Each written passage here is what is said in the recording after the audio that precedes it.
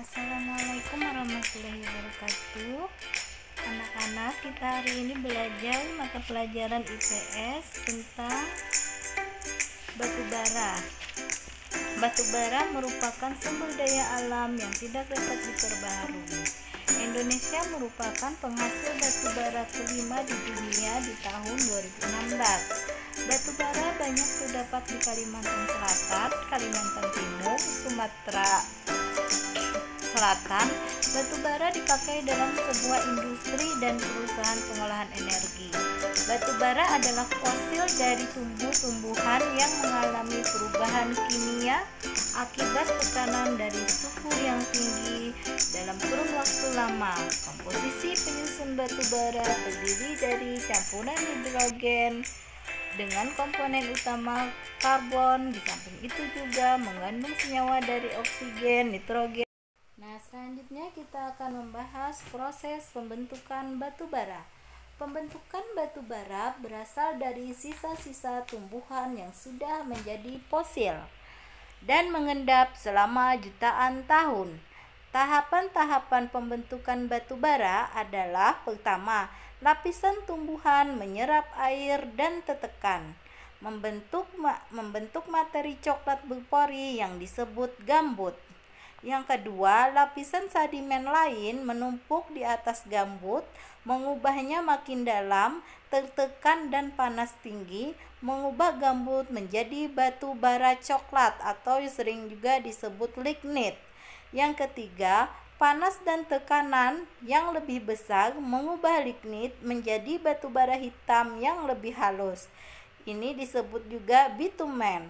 Yang keempat, bitumen akhirnya menjadi batu bara yang lebih keras dan berkilau. Ini disebut antarisit. Nah, itu tadi tahapan-tahapan pembentukan batu bara. Selanjutnya kita akan membahas manfaat batu bara. 1. Manfaat batu bara sebagai sumber energi pembangkit listrik. Yang kedua, industri baja.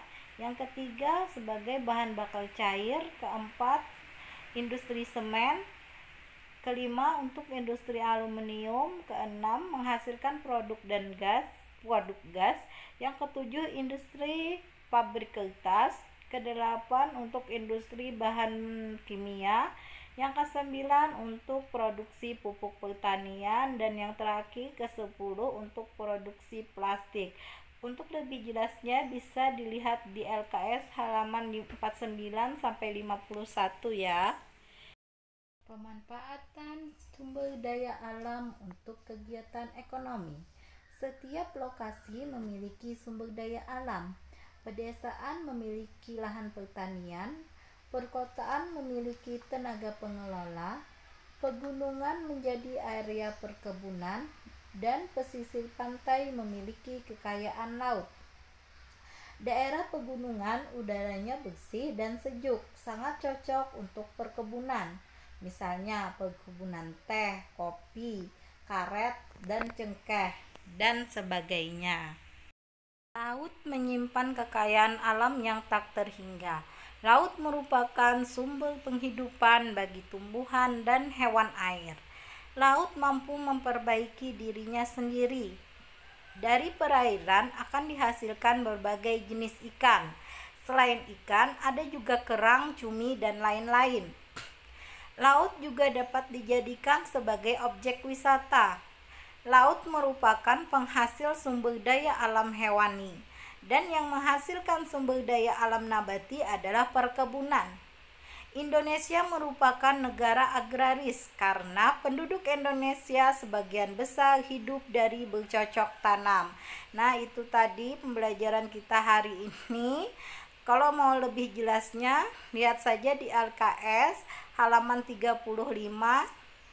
Nah, demikian pelajaran kita hari ini. Ibu ucapkan terima kasih. Semoga mudah dimengerti dan wassalamualaikum warahmatullahi wabarakatuh.